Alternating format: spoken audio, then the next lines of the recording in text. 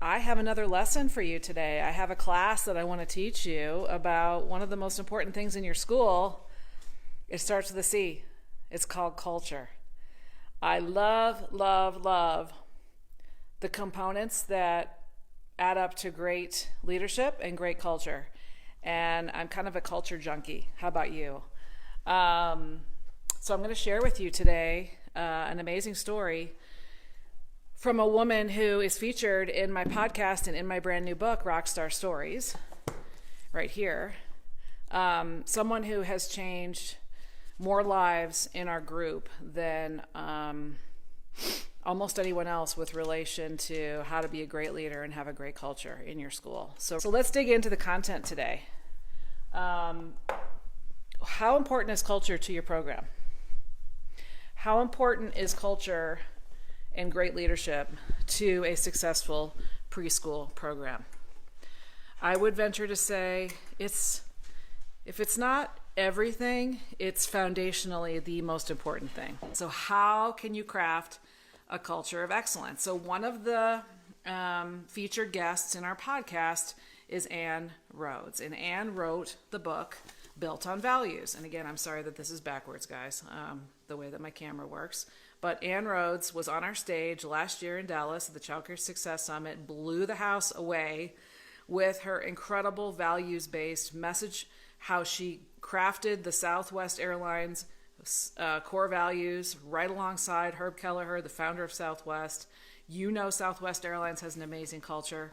If you've ever flown them, if you haven't, you should fly them just to experience their customer experience, which is driven by their values. And one of those is fun, and that's what they're known for. And they live and breathe those values. So it's not just up on the wall, right? They're actually living and breathing. They're embodying those values. And so I wanted to read to you a little bit of Ann's chapter here in the Rockstar Stories book. And it's chapter 31, and it's episode 36 in the podcast.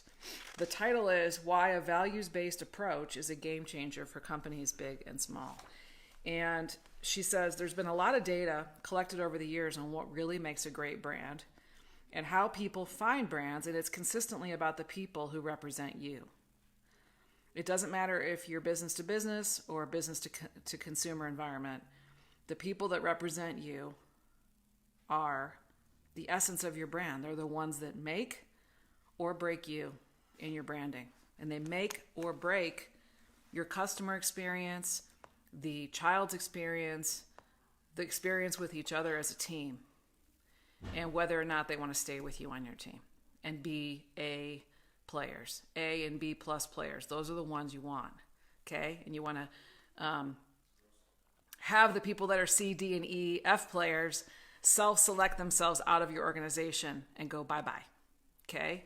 That's what you want. So this chapter, Ann Rhoades, with her foundational work, Built on Values, she talks about her journey, her experience of crafting Southwest's values and so many other big companies. And she talks about what has made those companies stand apart, and then how to get started defining your A players and crafting your core values from scratch. So we talk all about that in this podcast episode. It's amazing. So one of the questions that I asked her is, let's talk about if somebody does not have their core values defined yet, or they do, but they've collected dust. They're not being lived and breathed throughout the organization, right? What do you do? How do you help people define or redefine their core values so that they actually are starting to have life of their own and drive culture through the organization? And so her answer was, what you do is you get the right people in the room. That includes the executive team, people who are high seniority, low seniority, everyone at every level of the job that's an A player. So you want to get all your A players in the room. That's the team of people that sit in the room. What they do is talk about the values they believe that presently exist in the organization. What are the values that they, the A players, have? That's the crispness, the core values that your existing A player team has. That's what you want to model. You want to write it out. You want to have a speech that identifies each core value that you can read to others when you're hiring them. Put them in your hiring ads on Indeed, and people will self-select them to your vision if they are a match with those core values. It's an amazing thing, guys. I've seen it happen. It's happened for my own organization, and my team I have never had a stronger culture in my company than right now, today.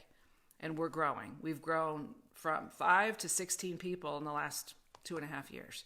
So when you triple the number of people in your company at that level, at that pace, you must have a really solid, rock solid foundation of core values, of people that are A players that represent those values. That's what you want. So back to Ann. She says, they talk about the values they believe they presently have and what values they believe need to be included. And if in fact those present values need to be updated, need to be changed, or they aren't getting the right outcomes, they will usually come up with 5 to 7 values. She says, I prefer fewer, but usually around 5 to 7. Southwest has 3. And I think if I can go off they're in here somewhere. I think they're fun, golden rule, and do the right thing. Golden rule is treat others the way that you would desire to be treated. And then do the right thing for the customer and for each other. That's it. And then have fun. They're so powerful. They're so simple. They're so memorable. Like I just spouted them off just from memory of talking to Ann on the podcast. And just so amazing. So I love, love, love that.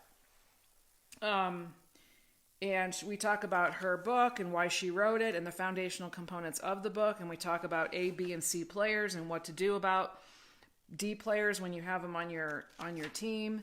We talk about Southwest and if they had to shift their values based on core values behaviors and times that they've actually had to correct their path that they were on at Southwest Airlines. I mean, this conversation is amazing. So whether we're specifically talking to an early childhood leader and owner or talking to somebody who has influenced our industry so much like Ann, it is just, this is my life's work and I'm just so thrilled to bring it to you. So I just wanted to dive in a little bit more about culture and leadership today. The queen of culture, I call her, is Ann Rhoades.